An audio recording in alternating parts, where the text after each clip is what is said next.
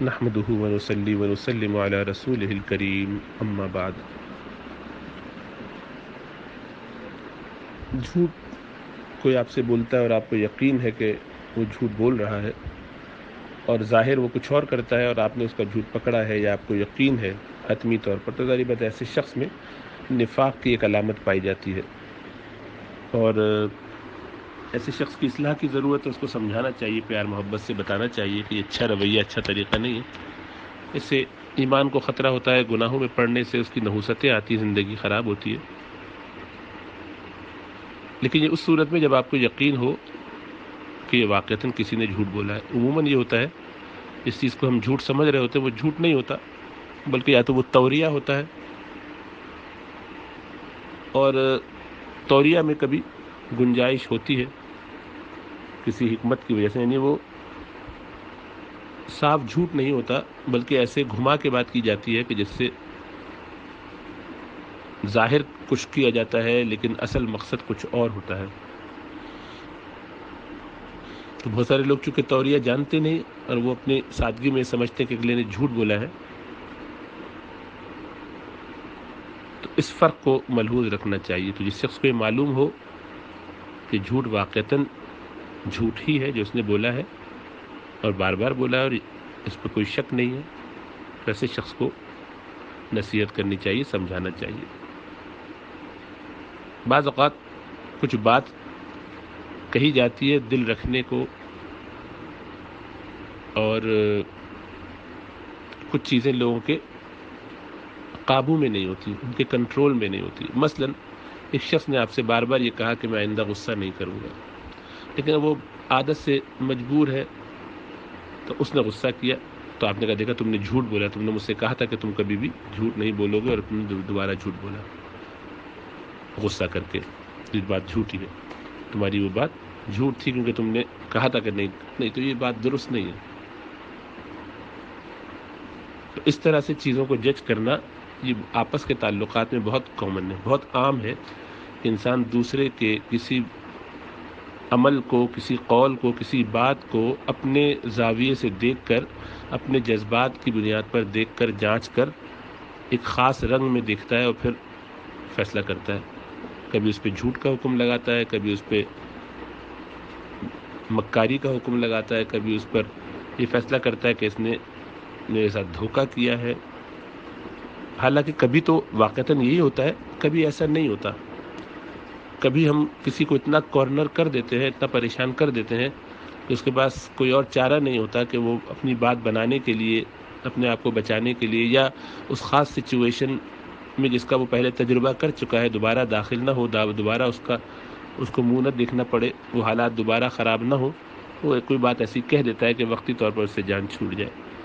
تو اس کو دوسرا شخص جھوٹ سے تعبیر کر دیتا ہے کہ دیکھا اس نے پھر مجھ سے جھوٹ بولا۔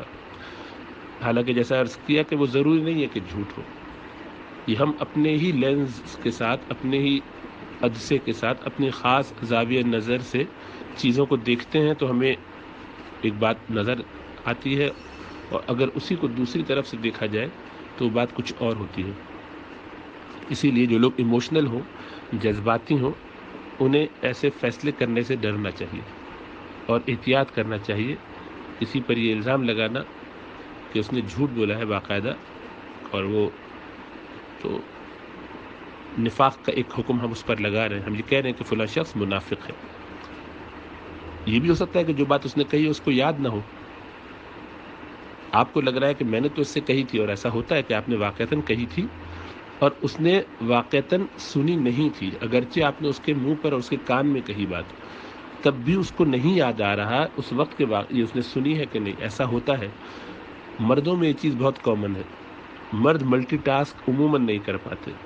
وہ جب ایک کام کر رہے ہو تو دوسری طرف ان کی توجہ یکسوئی کے ساتھ نہیں ہوتی، چنانچہ وہ گھروں میں معاملہ تو یہ ہوتا ہے کہ شوہر کوئی کام کر رہا ہے، فون پہ ہے مثلا، یا ٹی وی پہ کچھ، کمپیوٹر پہ، لیپ ٹاپ پہ کوئی کام کر رہا ہے، اور آج کل تو فون کی اور ٹی وی کی بیماریاں ہیں، تو کچھ دیکھ رہا ہے، مثلا کچھ پڑھ رہا ہے، کوئی خبر دیکھ رہا ہے، اور اس دوران میں آپ نے کوئی ایک بات کہہ دی کہ فلاں کام کرنا ہے، آج ہمیں فلاں جگہ جانا ہے، یا فلاں بات ہے، تو اس نے کہا جی ہوں، آپ کو ٹالنے کے لیے اس وقت کہا جی ہاں ٹھیک ہے اچھا، لیکن آپ نے اب اپنے ذہن میں بنا لیا کہ میں نے تو یہ بات اس کو کہی تھی، اور جب وہ وقت آیا اور اس سے کہا تو اس نے کہا نہیں تم نے مجھ سے نہیں کہی تھی.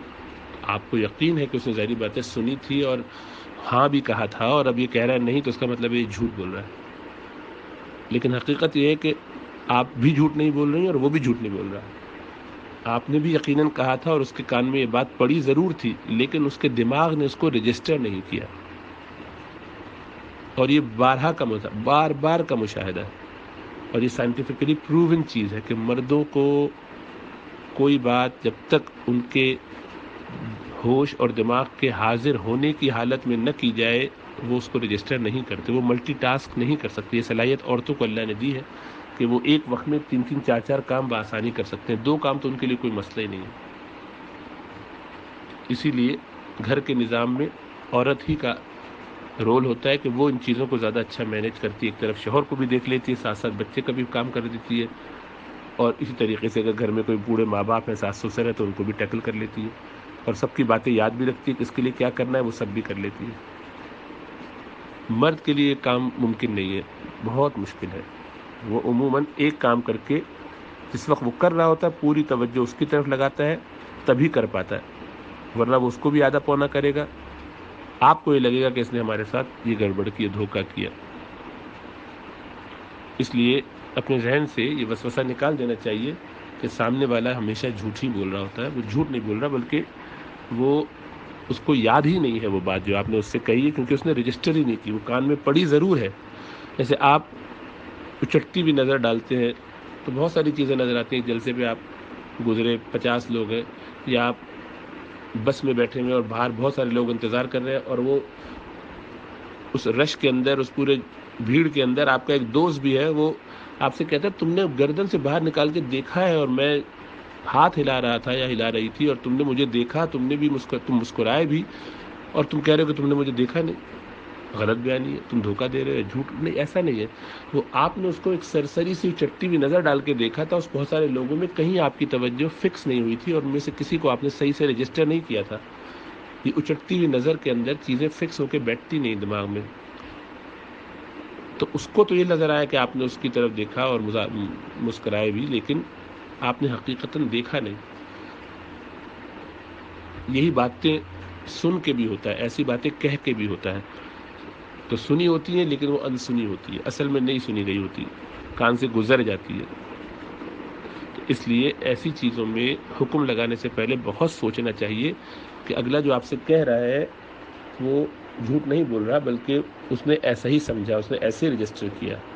اور آپ اپنے بارے میں خود غور کیجئے تو بارہا ایسا ہوگا کہ آپ کو ایسے مواقع آئیں گے کہ آپ کہیں مجھے یقین ہے کہ تم نے یہ بات نہیں کہی. بلکہ بہت دفعہ چیزوں کو آپ کہتے ہیں مجھے اچھی طرح معلوم ہے، میں نے یہ چیز یہاں رکھی تھی اور یہاں ابھی تھوڑی دیر پہلے بھی تھی، کہاں چلی گئی؟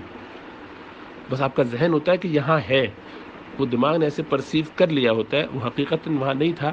اور گھر کے 2 3 لوگ آ کے گواہی دیتے نہیں اماں یہ تو ایسے تھا، یا ابا جان تو یا بھائی جان تو فلاں. اور آدمی حیران ہوتا ہے کہ اچھا مجھے تو ابھی تک بالکل یہ یقین ہے کہ یہ چیز فلاں جگہ تھی، ایسے یہاں سے ہٹ کیسے گئی؟ کسی کی شکل دیکھ کے یقین ہو جاتا ہے کہ اس کو میں نے دیکھا ہے، بالکل دیکھا ہے. اور وہ بندہ کہہ رہا ہے نہیں بھائی میں کبھی نہیں ملا آپ سے، میں بالکل دوسرے ملک کا ہوں، دوسری جگہ رہا ہوں کبھی. لیکن انسان کے ذہن میں یہ بات کھپ جاتی ہے کہ میں نے اس کو دیکھا ہے. تو یہ ساری چیزیں انسان کے دماغ کی پرسیپشن کے ساتھ تعلق رکھتی ہیں. اور میڈیا میں چونکہ بہت ساری اب چیزیں ڈسٹریکشن کی آ گئی ہیں، اور مستقل ادھر ادھر دیکھنا سننا، ایک طرف توجہ نہ ہونا، دماغ کہیں اور ہونا، اس سے ہم اس سچویشن کو صحیح سے سمجھ نہیں پاتے. دیکھنے میں کچھ لگتا ہے، ہو کچھ اور رہا ہوتا ہے. اسی لیے غائب حاضری، غائب دماغی کا بہت ایک مسئلہ بڑھتا جا رہا ہے، اور یہ چیز آہستہ آہستہ خطرہ یہ ہے کہ ڈیمنشیا کی طرف بھی لے جائے گی. تو طے یہ کرنا چاہیے کہ جو چیز آپ سن رہے ہیں اس پر بہت زیادہ اعتماد نہ کریں. اپنے سننے پر، اپنے دیکھنے پر، اپنے کہنے پر بہت زیادہ اعتماد نہیں کرنا چاہیے. یہ بہت ممکن ہے کہ جو آپ دیکھ رہے ہو وہ غلط ہو. تو ایسا کہنا چاہیے کہ مجھے تو یہ لگ رہا ہے، اور آپ اگر یہ کہہ رہے ہیں تو ٹھیک ہے. عیسیٰ علیہ السلام کے بارے میں ایک واقعہ آتا ہے کہ کسی شخص نے، انہوں نے کسی کو دیکھا کوئی گناہ کرتے ہوئے، اور اس شخص نے جب انہوں نے اس کو پوچھا تو اس نے کہا کہ اللہ کی قسم میں نے یہ نہیں کیا. تو انہوں نے فرمایا کہ اللہ کا نام لے کے تو بات کہہ رہا ہے یہ جھوٹ نہیں ہوگی، میری آنکھوں نے ہی غلط دیکھا، میں اس سے رجوع کرتا ہوں۔ دیکھو یہ نبی ہیں لیکن ان کو معلوم ہے کہ اللہ کا نام لیا گیا ہے، کوئی شخص کہہ رہا ہے کہ خدا کی قسم میں نے ایسا نہیں کہا، میں کیوں اس کو کارنر کروں؟ وہ جھوٹ بولتا ہے سچ بولتا ہے، اس کا معاملہ وہ جانے، میں کیوں اس بنیاد پر لوگوں پر حکم لگاتا پھروں؟ مجھے خود اپنی آخرت کی فکر نہیں ہے کہ کل قیامت میں اللہ سبحانہ و تعالیٰ میرے بار بار کے وعدوں کے باوجود جب میں ان گناہوں میں پھر پڑ جاتا ہوں اور پڑ جاتی ہوں تو پھر اللہ مجھے کیوں معاف کرے؟ ہم بھی تو جھوٹ بول بول کے اللہ سے وعدے کرتے ہیں کہ آئندہ نہیں کریں گے، پھر وہ توڑ دیتے ہیں، تو اللہ بھی یہی فیصلہ کرنے لگے تو ہمارا کیا حشر ہوگا؟ اس لیے آپس کے تعلقات میں ایک دوسرے کو بہت زیادہ بینیفٹ آف ڈاؤٹ دینا چاہیے کہ اگلے نے اگر وہ کہہ رہا ہے کہ نہیں سنا تو نہیں سنا، نہیں سمجھا تو نہیں سمجھا، اس کی بات جیسی ہے اس کو مان لینا چاہیے، کیا اس سے مذائقہ ہے؟ یہ تو جذباتیت کا بڑا مسئلہ ہے، ہر آدمی اتنا خود پسند اور خود پرست ہے، انا پرست ہے کہ اس کی جذبات کو ٹھیس پہنچ جاتی ہے فوراً۔ یعنی ساری پوجا ہماری اپنے نفس کی ہو رہی ہے کہ میرے نفس کو کہاں کیا کیسا کیا گیا، میرے ساتھ کیا معاملہ ہو رہا ہے، اور پھر اس میں ہمیں وہی باتیں یاد آتی ہیں، وہی حدیث یاد آتی ہیں جو ہمارے فیور کی ہیں، اور اللہ سے تو ہم چاہتے ہیں کہ اللہ میں سینکڑوں نہیں لاکھوں دفعہ معاف کریں اور ہم بندوں کو معاف نہ کریں، گردن دبوچ لیں ان کی۔ پتہ نہیں ہم اپنی نفس پرستی سے کب نکلیں گے، جب تک نہیں نکلیں گے حالات درست نہیں ہوں گے بھائی۔